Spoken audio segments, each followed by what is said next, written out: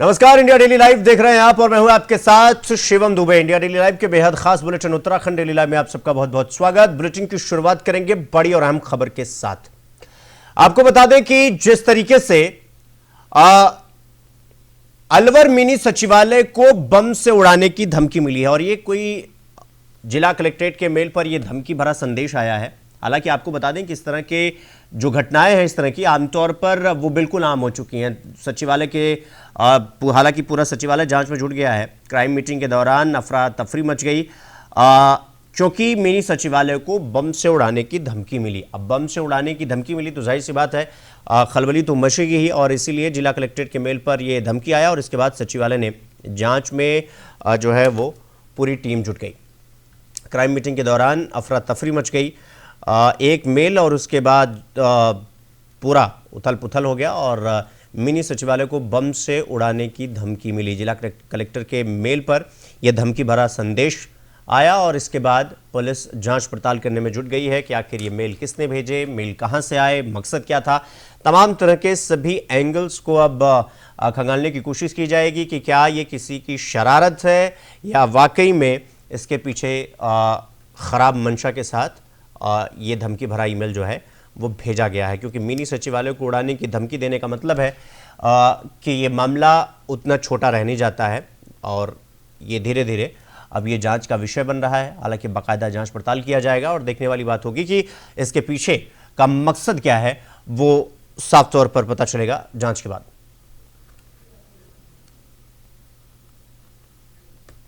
और करेंगे अगली खबर की ओर। हरिद्वार के भल्ला क्रिकेट स्टेडियम में एक शानदार खेल प्रतियोगिता का उद्घाटन हुआ। कार्यक्रम का उद्घाटन पुलिस महानिरीक्षक एसडीआरएफ निवेदिता कुकरेती ने किया, जिसमें आयोजित सचिव और वरिष्ठ पुलिस अधीक्षक हरिद्वार प्रमेंद्र सिंह डोभाल समेत कई वरिष्ठ पुलिस अधिकारी मौजूद रहे। एसएसपी हरिद्वार ने मुख्य अतिथि का पुष्पगुच्छ देकर उनका स्वागत किया।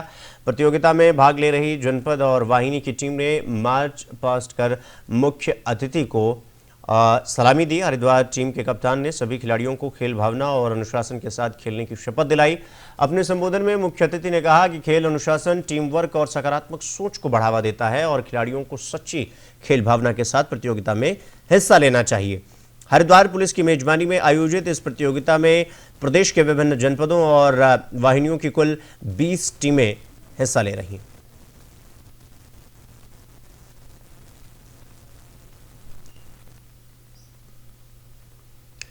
तो हरिद्वार में कुंभ मेला 2021 के बाद वीरान पड़े आस्था पथ अब प्रशासन ने उसकी सुध ली है। दरअसल अधिकारियों ने आस्था पथ को हर की पैड़ी से जोड़ने की योजना बनाई है ताकि इसे निकासी मार्ग के रूप में इस्तेमाल किया जा सके और इसके तहत हर की पैड़ी के धनुष पुल के पास से आस्था पथ के लिए नया रास्ता निकाला जाएगा, जिससे लोग आसानी से यहां पहुंच सकेंगे। स्नान पर्वों के दौरान भीड़ नियंत्रण में भी आस्था पथ महत्वपूर्ण भूमिका निभाएगा और साथ ही साथ आपको यह भी बता दें कि कुंभ मेला 2021 में करीब 20 करोड़ की लागत से आस्था पथ तैयार किया गया था और लेकिन स्थानीय लोगों और बाहर से आने वाले श्रद्धालुओं को इसका कोई लाभ नहीं मिल रहा था। देखरेख के अभाव में आस्था पथ बदहाल स्थिति में पड़ा हुआ था, जिसे अब सुधारा जाएगा। क्योंकि जो हमारा आस्था पथ था उसकी अप्रोच नहीं थी, जिससे कि काफ़ी श्रद्धालु और हमारे हरिद्वार के निवासी नहीं जा पाते थे। तो उसी के लिए हम लोगों ने एक प्लान बनाया, जैसे इवैक्यूएशन प्लान भी हम लोग कह रहे हैं। बेसिकली प्लान ये है कि एक तो हम हर की पौड़ी से आस्था पथ को जोड़ेंगे कि जो धनुष ब्रिज है हमारा उसके सामने से रास्ता ले जाते हुए हम लोग उसको आस्था पथ से के आगे से फिर हम उसे चंडी ब्रिज तक लेके जाएंगे। तो जिससे क्या होगा कि एक तो कि कोई भी आदमी अगर भीड़ होती है इनके हर की पौड़ी पे तो उसको एक रेस्क्यू की तरह, उसको एक इवैक्यूएशन की तरह देखा जाएगा।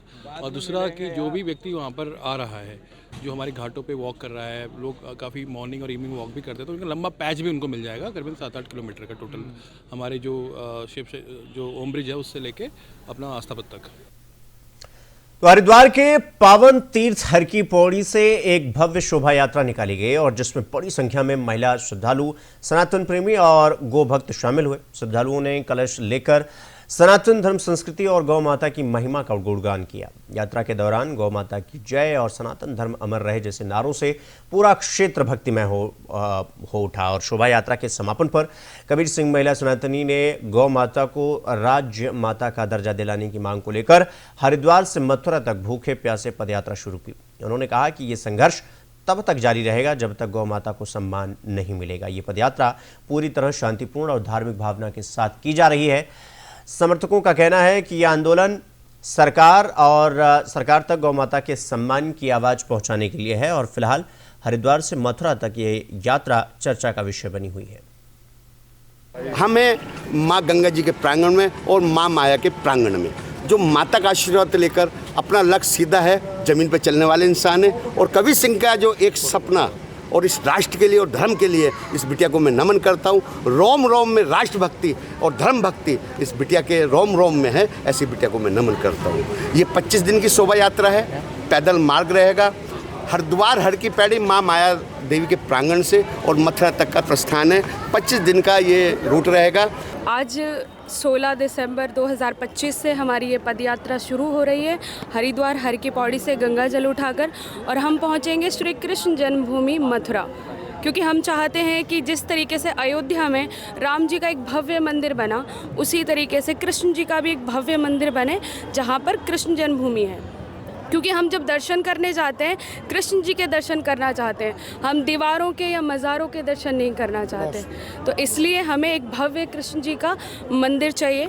गौ माता राष्ट्र माता होनी चाहिए, क्योंकि हमारा एक लक्ष्य है हमेशा से ही, मुझे लगता है जितने भी सनातनी हैं वो चाहते हैं कि भारत एक हिंदू राष्ट्र हो। क्योंकि जब देश का बंटवारा हुआ तो एक तो मुस्लिम राष्ट्र बना और दूसरा धर्मशाला बन गया। हम नहीं चाहते हमारा देश धर्मशाला रहे। हमें तो इस खबर पर हमारे साथ हमारी सहयोगी अर्चना धिंगरा हमारे साथ हरिद्वार से जुड़ गई हैं। अर्चना, जिस तरीके से भव्य गौ माता शोभा यात्रा निकाली गई, यात्रा कहां से कहां तक है, यात्रा में कौन कौन शामिल हो रहा है, यात्रा की जो मुख्य वजह है उसके पीछे क्या कुछ ये पूरी खबर है, विस्तार से बताइए।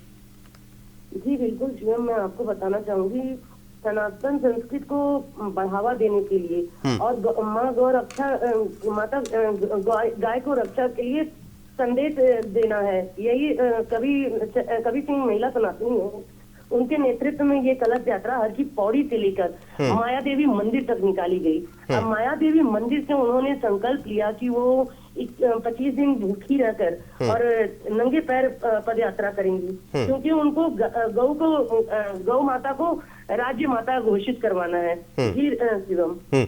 अच्छा, चूंकि अब ये एक विवाद का भी वो हो जाता है, स्वर हो जाता है कि गौ माता को राज्य माता का दर्जा मिलना चाहिए। लगातार ऐसे मामले कई बार कोर्ट के दरवाजे तक भी पहुंचे हैं, लेकिन ऐसा हुआ नहीं है। लेकिन मैं ये जानना चाहता हूं कि ये जो पूरी कलश यात्रा है, या एक तरीके से कहें शोभा यात्रा है, माफ करिएगा, ये जो निकाली गई है कितने दिन का अंतराल है, और सबसे बड़ी चीज ये जो कहा जा रहा है कि बिना अन्न ग्रहण किए हुए ये यात्रा चलेगी, ये कैसे संभव है और कौन कौन से जो बड़े चेहरे हैं वो इस पूरे शोभा यात्रा में शामिल हो रहे हैं? जी बिल्कुल, मैं आपको बताना चाहूंगी शिवम कि ये बड़ा चेहरा तो इसमें नहीं कह सकते, अभी तक कोई सामने नहीं आया है, लेकिन परशुराम अखाड़े के अध्यक्ष और ये सामने आए हुए हैं, और कबीर सिंह जो एक सनातनी महिला है, इनका ये चला है संकल्प। इनका संकल्प ये है कि 25 दिन तक भूखे रहेंगी वो और नंगे पैर जाएंगी, और आह्वान किया है सभी हिंदू सनातनियों को इसमें जुड़ने के लिए। हाँ, उन्होंने ये भी बताया कि कई बार उनका एक्सीडेंट भी करवाया गया, उनके साथ बहुत अत्याचार भी हुआ। अब देखने वाली बात ये है शिवम कि क्या ये यात्रा पूरी हो पाएगी। उन्होंने भी इसकी आशंका जताई है कि शायद ये मेरी पदयात्रा संपूर्ण न हो, लेकिन उनका ये कहना है कि ये शांतिपूर्ण और धार्मिक भावना को ठेस न पहुंचाते हुए किसी अन्य धार्मिक भावना न ठेस पहुंचे, इसके लिए उन्होंने समर्थन चाहा है सबका। जी शिवम। अर्चना, अब चूंकि ये पूरा शोभा यात्रा निकाला जा रहा है और ये कहा जा रहा है कि भाई गौ माता को राज्य माता का दर्जा मिलना चाहिए, तो फिर इसके लिए तो मुख्यमंत्री के सामने अपनी बात रखनी चाहिए, मतलब राज्य सरकार के पास रखिए या फिर केंद्र सरकार से उनके पास रखिए, अपनी दलील पेश करिए। उसके लिए जिस तरीके की चीजें देखने को मिल रही हैं, क्या ये सिर्फ एक बहाना मात्र है या वाकई में इसकी तरफ पहल किया जा रहा है? क्योंकि उत्तराखंड तो वैसे भी देवभूमि है, वहां पर साधु संत रहते हैं, महात्मा रहते हैं, फिर इस शोभा यात्रा में फिर अकेले क्यों? फिर तो सबको साथ निकलना चाहिए था। जी बिल्कुल शिवम, आपको बता दूं कि जैसे कि पहले भी एक संगठन द्वारा तो ऐसे ही लेट कर निकाला गया था शोभा यात्रा कि गौ माता को हम राज्य माता घोषित करवाएंगे। उन्होंने संकल्प लिया था कि हर की पौड़ी से हम देहरादून तक जाएंगे। अभी उनकी यात्रा पूरी नहीं हुई है। अब देखने वाली बात ये होती है शिवम की क्या कबीर सिंह की यात्रा पूरी होती है, जैसा कि उन्होंने संकल्प किया है कि 25 दिन तक वो जाएंगी और मथुरा में अपना ये संकल्प पूरा करेंगी और सभी साधु संतों से आह्वान करेंगी और प्रधानमंत्री से भी आह्वान करेंगी कि गौ माता को राज्य माता का दर्जा दिया जाए। जी शिवम। ठीक है अर्चना, बहुत बहुत धन्यवाद आपका हमसे जुड़ने के लिए और इस खबर पर पूरी जानकारी हमारे साथ साझा करने के लिए। तो गौ माता को राज्य माता का दर्जा दिलाने का उद्देश्य है इस पूरी यात्रा का, और ये यात्रा अब ये कहा जा रहा है कि भूख प्यास के साथ जो है वो मथुरा की तरफ ये यात्रा चलेगी और सभी जितने साधु संत हैं उन सबका आह्वान किया जाएगा कि वो उस यात्रा में शामिल हों। रुक करेंगे अगली खबर की ओर। उत्तराखंड के मुख्यमंत्री पुष्कर सिंह धामी ने विजय दिवस के अवसर पर देहरादून के गांधी पार्क में शहीद स्मारक का पुष्प चक्र अर्पित कर उन्हें वीर सैनिकों को श्रद्धांजलि अर्पित की और इस मौके पर उन्होंने 1971 के युद्ध में शहीद हुए सैनिक और उनके परिजनों का सम्मान भी किया। मुख्यमंत्री ने सैनिक कल्याण निदेशालय और जिला सैनिक कल्याण कार्यालयों में सरकारी वाहन उपलब्ध कराने की घोषणा की। चमोली के कालेश्वर में ECHS और सैनिक विश्राम गृह और नैनीताल में सैनिक विश्राम गृह बनाने की योजना का भी ऐलान किया। उन्होंने बताया कि पूर्व सैनिकों को उपनल के माध्यम से रोजगार के लिए विदेश भेजा जाएगा, जिसमें 50% सिविलियन भी शामिल होंगे। शहीदों के आश्रितों को मिलने वाली अनुग्रह राशि को 10 लाख रुपए से बढ़ाकर 50 लाख रुपए और परमवीर चक्र से अलंकृत सैनिक को मिलने वाली राशि को 50 लाख रुपए से बढ़ाकर 1.5 करोड़ रुपए किया जाएगा। मुख्यमंत्री ने कहा कि 1971 के युद्ध में उत्तराखंड के 248 बहादुर सपूतों ने सर्वोच्च बलिदान दिया और प्रधानमंत्री नरेंद्र मोदी के नेतृत्व में सेना को अत्याधुनिक तकनीक और हथियारों से सुसज्जित किया जा रहा है। के युद्ध में भारत की सेना को 16 दिसंबर 1971 को ऐतिहासिक विजय मिली, जिसमें पाकिस्तान के सैनिकों को, पाकिस्तान की सेना को घुटनों के बल आने पर मजबूर किया और 93,000 सैनिकों को आत्मसमर्पण के लिए मजबूर होना पड़ा। ये भारत के इतिहास में भारत की सेना का शौर्य पराक्रम ये स्वर्णाक्षरों से अंकित किया गया, हमेशा लिखा जाएगा। और ये दिन सभी भारतवासियों को, हमारे आने वाली पीढ़ियों को और भारत की सेना के द्वारा जो शौर्य और पराक्रम इस युद्ध में दिखाया गया, वो हमेशा देशभक्ति के लिए, सेना के लिए, राष्ट्र के लिए प्रेरित करता रहेगा। हमेशा हमारे नौजवान पीढ़ी को जो सेना ने काम किया वो हमेशा उनको गौरवान्वित करता रहेगा। मैं उन सभी वीर बलिदानियों को जिन्होंने अपना इस युद्ध में बलिदान दिया, उन सभी को नमन करता हूँ कि युद्ध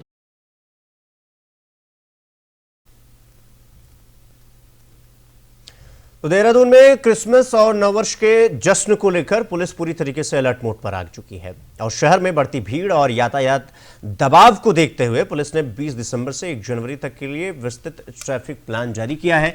आने वाले दिनों में लगातार कार्यक्रम और त्यौहार होने के कारण पुलिस ने पहले से ही यातायात व्यवस्था सुचारू रखने की तैयारी शुरू कर दी है। 20 और 21 दिसंबर को वीकेंड यानी 24 से 29 दिसंबर तक विंटर कार्निवल और 25 दिसंबर को क्रिसमस और नए साल के जश्न के चलते शहर में भारी भीड़ उमड़ने की संभावना है और इसके मद्देनजर पुलिस ने अलग अलग तिथियों के लिए अलग अलग ट्रैफिक प्लान तैयार किया है और कई स्थानों पर अस्थायी पार्किंग स्थल बनाए गए हैं। शहर में प्रवेश करने वाले वाहनों के रूट भी डाइवर्ट किए गए हैं। पुलिस ने लोगों से सहयोग और धैर्य बनाए रखने की अपील की है। आने वाले इसमें क्रिसमस, न्यू ईयर और जो वीकेंड्स हैं, इसको लेके हमारी तैयारी शुरू हो गई है और हमने पार्किंग प्लान्स, डाइवर्जन प्लान्स और इसके अतिरिक्त शटल सर्विस के लिए जो हमारे प्रयास हैं वो सब पे हमने काम करना शुरू कर दिया है।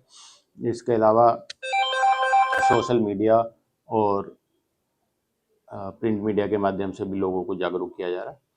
तो सभी स्तर पे हमारे प्रयास जारी हैं और हम सभी के संयुक्त प्रयासों से ये सीजन को ठीक से निकाल। आने वाले इसमें क्रिसमस, न्यू ईयर और जो वीकेंड्स हैं, इसको लेके हमारी तैयारी शुरू हो गई है और हमने पार्किंग प्लान्स, डाइवर्जन प्लान्स और इसके अतिरिक्त शटल सर्विस के लिए जो हमारे प्रयास हैं वो सब पे हमने काम करना शुरू कर दिया है। इसके अलावा सोशल मीडिया और प्रिंट मीडिया के माध्यम से भी लोगों को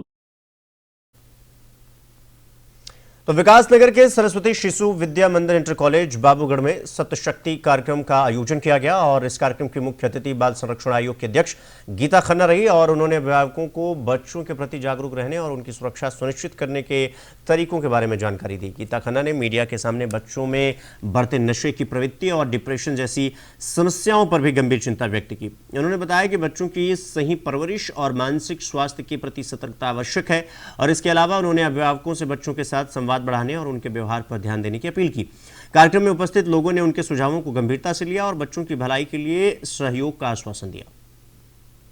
बहुत ही सुंदर पहल है ये कि हम मातृशक्ति को, जिन्होंने संस्कार के बीज बोने हैं बच्चों में, उनको हम जागृत करें कि बच्चों में सही शिक्षा का अर्थ क्या है।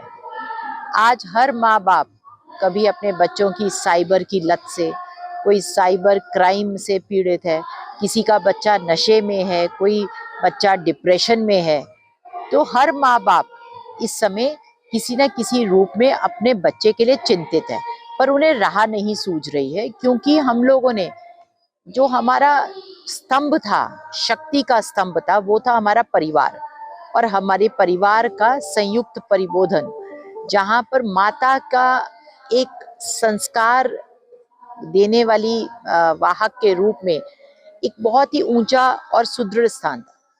पर किन्हीं कारणों के चलते, जो पिछले कुछ दशकों की शिक्षा नीति रही, उन सब के चलते माँ खुद भी इस समय परेशान है, बिकॉज उसे खुद नहीं मालूम है कि वो कैसे गाइड करे अपने बच्चों को। उसका अपना नॉलेज बेस काफी श्रिंक हो गया है और सप्त शक्ति के इस संगम से माताओं को ये बताना कि वो किन 7 शक्तियों की धरोहर उनके पास है और क्या वो बच्चों को दे सकती हैं संस्कारों के रूप में, ताकि उनके बच्चों में मानसिक दृढ़ता और संवेदनशीलता, स्थिरता, ये सब रहे।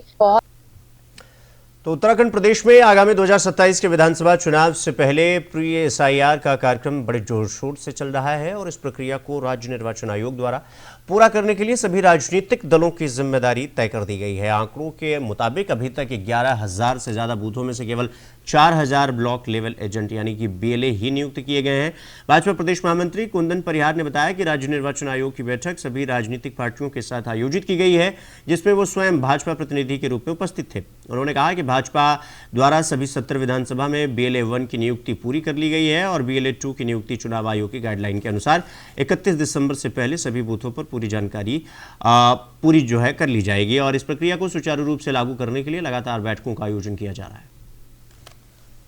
राज्य निर्वाचन आयोग की बैठक सभी राजनीतिक पार्टियों के साथ हुई थी और भारतीय जनता पार्टी की ओर से प्रतिनिधि के रूप में स्वयं मैं उस बैठक में था और हमने अपने 70 के 70 विधानसभाओं में बीएलए 1 नियुक्त कर दी है। अब हमारी बीएलए 2 की प्रक्रिया है, क्योंकि इस उत्तराखंड में 11,733 बूथ हैं और हम निश्चित रूप से जो 31 दिसंबर जो गाइडलाइन चुनाव आयोग ने हमको दिया है, उससे पहले ही हम अपने सभी 11,733 जो पोलिंग बूथ हैं उसमें अपने बीएलए 2 की नियुक्ति कर देंगे। और अभी हमारी इस सिलसिले में हमारी विधानसभा सह बैठकें हो रही है, उसके पश्चात हमारी अभी मंडलों की बैठकें हो रही है। ये सारे एसआईआर के बीएलए 1 और 2 को लेकर के चल रही है। निर्धारित समय पर भारतीय जनता पार्टी ही एकमात्र ऐसी पार्टी इस उत्तराखंड में होगी जो अपने बीएलए 1 और बीएलए 2 की नियुक्ति कर देगी। अब रुक करेंगे अगली खबर की ओर। हरिद्वार के निरंजनी अखाड़े में जापानी संत आदित्यानंद पुरी को महामंडलेश्वर बनाने का भव्य पट्टाभिषेक समारोह आयोजित किया गया और इस अवसर पर अखाड़े में बड़ी संख्या में साधु संत और उनके अनुयायी मौजूद रहे। आदित्यानंद पुरी, जिन्होंने भारत में रहकर योग साधना और सनातन संस्कृति का गहन अध्ययन किया और अब निरंजनी अखाड़े में महामंडलेश्वर बने हैं। अखाड़े के सचिव महंत रविंद्र पुरी ने बताया कि संत जापान के टोक्यो में आश्रम संचालित करते हैं और सनातन धर्म का प्रचार करते हैं और ये कार्यक्रम जापानी संतों के प्रति अखाड़े की विशेष रुचि और सहयोग को दर्शाता है। और इससे पहले भी निरंजनी अखाड़े ने जापान के संत ताकायुकी का पट्टाभिषेक कर उन्हें महामंडलेश्वर बनाया था। इस प्रकार अखाड़े का जो अंतर्राष्ट्रीयकरण है स्तर पर वो सनातन संस्कृति और योग के प्रचार में भागीदारी बढ़ रही है। पूरा प्रयास है कि हमारी सनातन संस्कृति देश विदेश में फलती फूलती रहे। और आज हमने जापान के एक महामंडलेश्वर बनाई हुई है जिनके साथ करीबन 25 शिष्य थे, और हमारा प्रयास है कि जापान में जितने भी संत महात्मा हमारे हैं सभी टोक्यो में उनका आश्रम हो। और हमने एक MOU साइन किया हुआ है कि हमारे यहाँ से जितने भी वेल क्वालिफाइड लोग हैं वो जापान में जाएं, सनातन का प्रचार प्रसार करें, और अब अपने जापान से वहाँ के लोग हमारे हिंदुस्तान में आए, हमारे उत्तराखंड में आए। और सबसे बड़ी पहल मैंने ये शुरू की है कि मैं चाहता हूँ कि आने वाले 2027 के महाकुंभ में यहाँ पे देश विदेश देश के तो लोग होंगे, विदेशी यहाँ पे हो, पूरा प्रयास है। तो राष्ट्रीय हिंदू शक्ति संगठन ने मद्रास हाईकोर्ट के धार्मिक स्थल संबंधी आदेश का खुले तौर पर समर्थन किया। संगठन के प्रदेश अध्यक्ष राघवेंद्र भटनागर ने इस फैसले का स्वागत करते हुए कहा कि कोर्ट के आदेश से सनातन धर्म के अनुयायियों को पूजा पाठ करने का अवसर मिलेगा। उन्होंने विपक्ष पर भी निशाना साधते हुए कहा कि जज को हटाने की मांग करना विपक्ष की सनातन धर्म के प्रति सोच को उजागर करता है। भटनागर आज मायाकुंड स्थित हनुमान मंदिर पहुंचे और मीडिया के सामने अपने विचार रखे। उन्होंने हाईकोर्ट के आदेश की पुष्टि करते हुए कहा कि यह फैसला धार्मिक और सांस्कृतिक दृष्टि से महत्वपूर्ण है। उनके साथ संगठन के कई सहयोगी भी मौजूद रहे। इस अवसर पर भटनागर ने जनता से आदेश का सम्मान करते हुए शांति बनाए रखने की अपील की। तमिलनाडु में एक मंदिर है जिसमें लगभग 100 साल से एक मुकदमा वहाँ की न्यायपालिका में चल रहा था। एक वहाँ पे स्तंभ है जिस पर दीप प्रज्वलित होता है। प्रत्येक वर्ष एक त्यौहार मनाया जाता है, और इस वर्ष 2025 में न्यायपालिका द्वारा वहाँ पे एक जो न्यायाधीश हैं S रंगनाथन, उनके द्वारा एक फैसला दिया गया।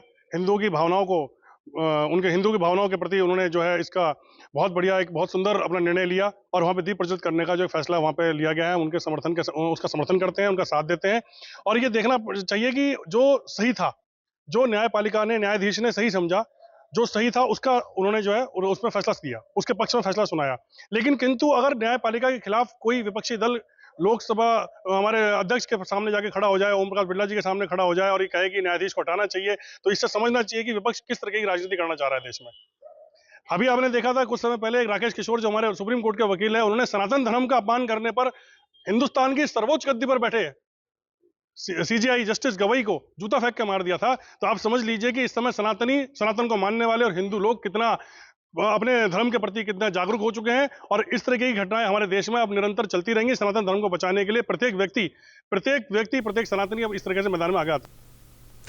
तो नववर्ष के आगमन के मद्देनजर लक्ष्मण झूला थाना पुलिस ने आमजन की सुरक्षा और शांति व्यवस्था सुनिश्चित करने के लिए विशेष पहल की शुरुआत की, और पुलिस ने क्षेत्र के होटल, लॉज, धर्मशाला संचालकों और टैक्सी और ऑटो यूनियन के पदाधिकारियों के साथ बैठक कर सुरक्षा और संचालन के नियम स्पष्ट किए, दिशा निर्देश जारी किया गया और सभी संचालक और परिवहन पदाधिकारियों को यात्रियों की सुरक्षा सर्वोच्च प्राथमिकता देने का निर्देश दिया गया। प्रभारी भुवन चंद्र पुजारी ने चेतावनी दी कि निर्देशों का उल्लंघन करने वालों के खिलाफ कानूनी कार्रवाई की जाएगी। पुलिस ने आमजन से अपील की है कि वो नववर्ष का उत्सव शांतिपूर्ण और नियमों के अनुसार मनाएं। SI प्रकाश पोखरियाल ने बताया कि ट्रैफिक नियंत्रण चुनौतीपूर्ण होगा और इसके लिए विशेष रूट प्लान तैयार किया जा रहा है। पुलिस प्रशासन का कहना है कि इन उपायों से नववर्ष पर क्षेत्र में सुरक्षा और व्यवस्था सुनिश्चित रहेगी।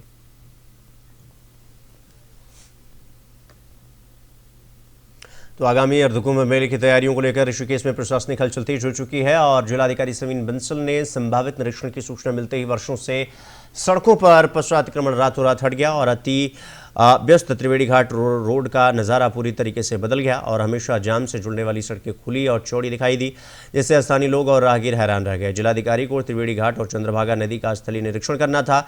इसी सूचना से स्थानीय प्रशासन में हड़कंप मच गया और आनन फानन में अतिक्रमण हटवाया गया।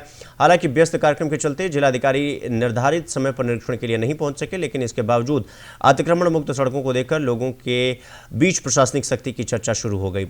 शहर में इस कार्रवाई की सराहना हो रही है और लोग इसे जिलाधिकारी का खौफ बता रहे हैं। इसे ही साथ ही जनता का ये भी कहना है कि यदि प्रशासनिक अधिकारी इसी तरह नियमित निरीक्षण करें तो ऋषिकेश की सड़कों को हमेशा के लिए अतिक्रमण मुक्त रखा जा सकता है। अतिक्रमण के मामले में स्थानीय प्रशासन की कार्यशैली पर भी सवाल खड़े किए जा रहे हैं।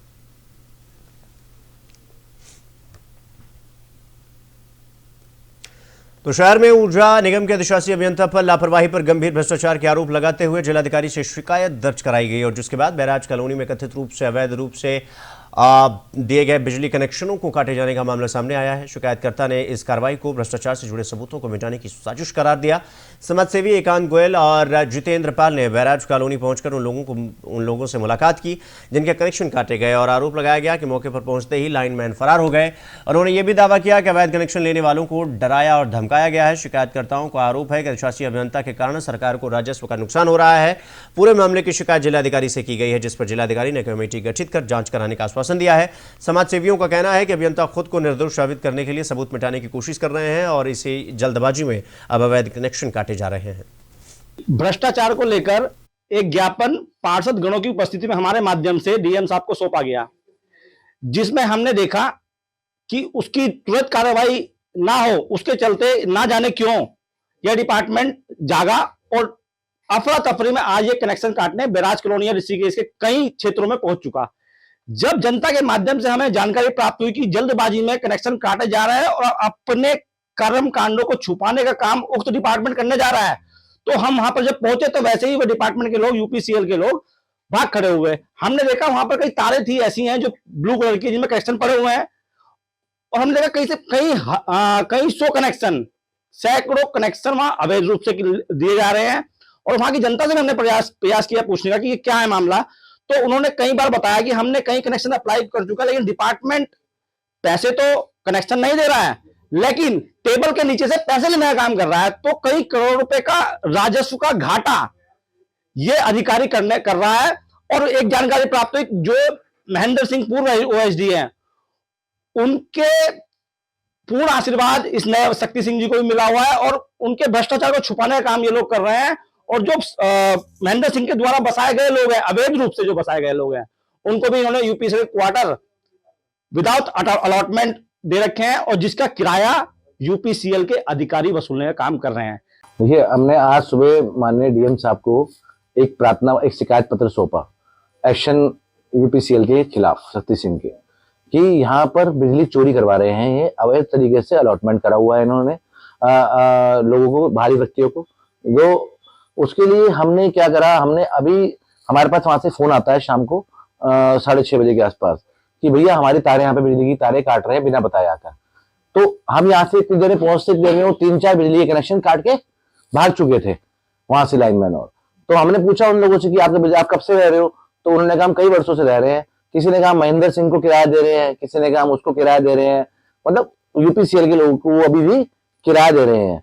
और 3,000 है, कोई 5,000 है। और हम जब वहां मौके पर पहुंचे तो अधिकारी भाग चुके थे जब तक वहां से। भ्रष्टाचार को लेकर तो रुकेंगे अगली खबर की ओर। हरिद्वार स्थित आध्यात्मिक संस्था शांति कुंज का शताब्दी समारोह उत्साह और भव्यता के साथ मनाने की तैयारियां जोरों पर हैं और जिसके लिए हरिद्वार के बैरागी कैंप मैदान में शताब्दी नगर बसाया गया है। मंगलवार को शताब्दी नगर में कार्यक्रम के शुभारंभ के तहत प्रखर प्रज्ञा पूजन का आयोजन किया गया और जिसमें हरिद्वार के जिलाधिकारी, एसएसपी सहित तमाम साधु संतों ने हिस्सा लिया। जनवरी महीने में शांति कुंज के शताब्दी समारोह के अवसर पर 4 दिवसीय भव्य कार्यक्रम आयोजित किया गया। इस कार्यक्रम में देश विदेश से लाखों की संख्या में शांति कुंज के साधकों के जुटने की संभावना है। संस्था और प्रशासन की ओर से आयोजन की सफल, सुरक्षित और सुव्यवस्थित बनाने के लिए व्यापक स्तर पर तैयारियां की जा रही हैं। आज से 99 वर्ष पूर्व परम पूज्य गुरुदेव ने, जो अखिल विश्व गायत्री परिवार के संस्थापक रहे, एक अद्भुत चिंतक, एक अद्भुत विचारक, एक अलौकिक साधक, जिनने 15 करोड़ लोगों के गायत्री परिवार और 5,000 से ज़्यादा केंद्र और 80 से ज़्यादा देशों में शाखाओं की स्थापना करी, उनके द्वारा अखंड दीपक के रूप में और तप साधना के रूप में एक ज्योति प्रज्वलित की गई, जो वंदनीय माता जी के धरती पर अवतरण के 100 वर्ष होने के साथ साथ अगले वर्ष में एक अलौकिक पायदान पर पहुंच रही है। बहुत ही दिव्य भव्य कार्यक्रम है और इसकी प्रकाश, इसकी ज्योति सारे विश्व में फैल रही है, फैलेगी। ये भारत का और सारे विश्व का भविष्य है। यहाँ से एक ऐसी ज्वाला प्रज्वलित हो रही है जो सबके जीवन में जागेगी, सबको जगाएगी, और यही भारत का उद्देश्य है। और आज एक जीवित उसका एक यहाँ पे साक्षात प्रयोजन हो रहा है। प्रभु की कृपा है, सबको बुद्धि दे, सबको अंधकार से निकाले, सबको अज्ञान से निकाले, सबको एक ऐसी भावना पैदा करे कि हम धरती के बोझ ना रहें, धरती के लिए उपयोगी हो। और हमारी जो भारत की संस्कृति है, जो हमारी सभ्यता है, जो हमारा ज्ञान है, वो सिर्फ एक ही है कि सारा विश्व एक परिवार की तरह शांति से रहे। आज से तो बुलेटिन में फिलहाल अभी के लिए बस इतना ही, लेकिन देश और दुनिया की तमाम बड़ी खबरों को देखने के लिए देखते रहिए इंडिया डेली लाइव।